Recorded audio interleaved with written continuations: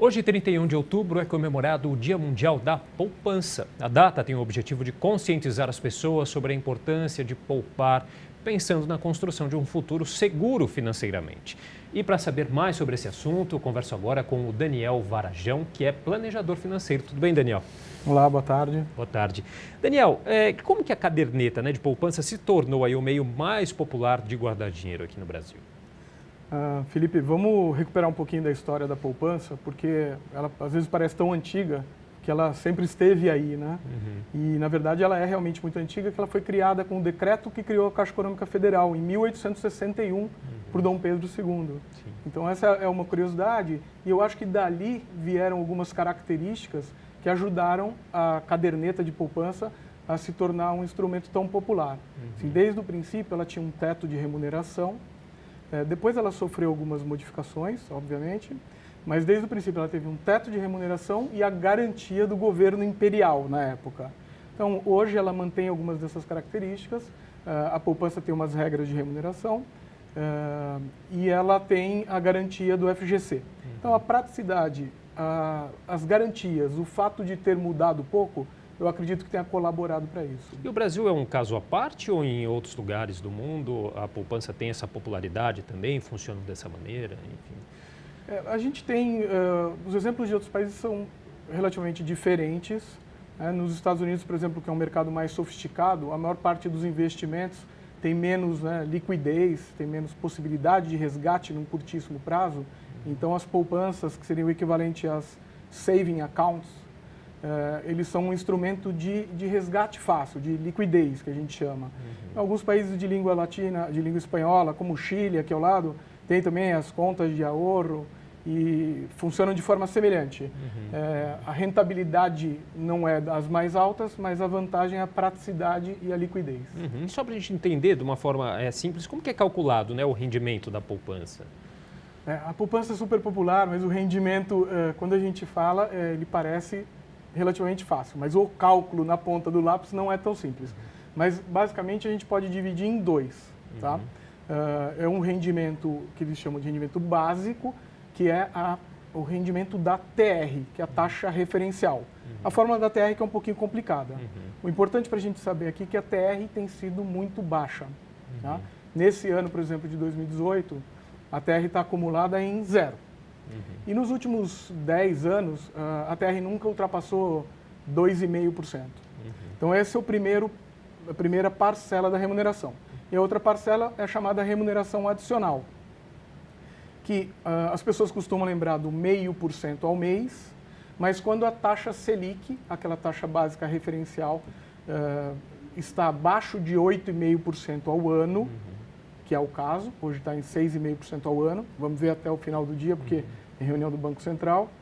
Quando a taxa Selic está abaixo de 8,5%, entra uma nova forma de cálculo, que é 70% da taxa Selic. Então, hoje seria TR mais 70% da taxa Selic. Tá certo. E a poupança continua sendo o meio mais eficiente, também seguro aí de guardar dinheiro, para quem, claro, não tem tanta intimidade com outros tipos de aplicação, né? A gente até confunde algumas vezes a poupança com o ato de poupar, que é guardar dinheiro. Quando a gente fala de instrumento mais eficiente, digamos que a poupança é o instrumento inicial. É o primeiro passo do investidor que começa a guardar dinheiro, que confia na poupança, né? Como eu contei essa história, ela é tão antiga, ela sempre teve uma garantia. Então, esse aspecto eu acho que é importante. Agora, como eficiente, eu diria que o investidor que começa a investir depois de um certo valor, ele pode pensar também em outros instrumentos. Quer dizer, uma porta de entrada, né? Sem dúvida. Tá certo, a gente vai fazer um rápido intervalo, mas o planejador financeiro Daniel Varajão continua com a gente no próximo bloco. Estamos de volta com o Jornal da Câmara e eu continuo conversando com o planejador financeiro Daniel Varajão sobre o Dia Mundial da Poupança e essa importância de poupar, né? Ainda nessa questão, Daniel, o brasileiro é mesmo historicamente mais imediatista, né? Prefere o consumo do que fazer essa poupança. Isso tem mudado? Isso também explica esse alto grau de endividamento que a gente tem, né?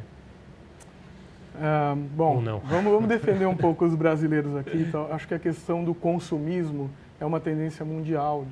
Diariamente nós somos bombardeados com questões de marketing, com a necessidade de consumir produtos que muitas vezes são descartáveis até. E isso acontece desde pequeno, né? Tem até uma questão social, você vê crianças na escola que estão ali sempre olhando para o tênis do amiguinho ao lado.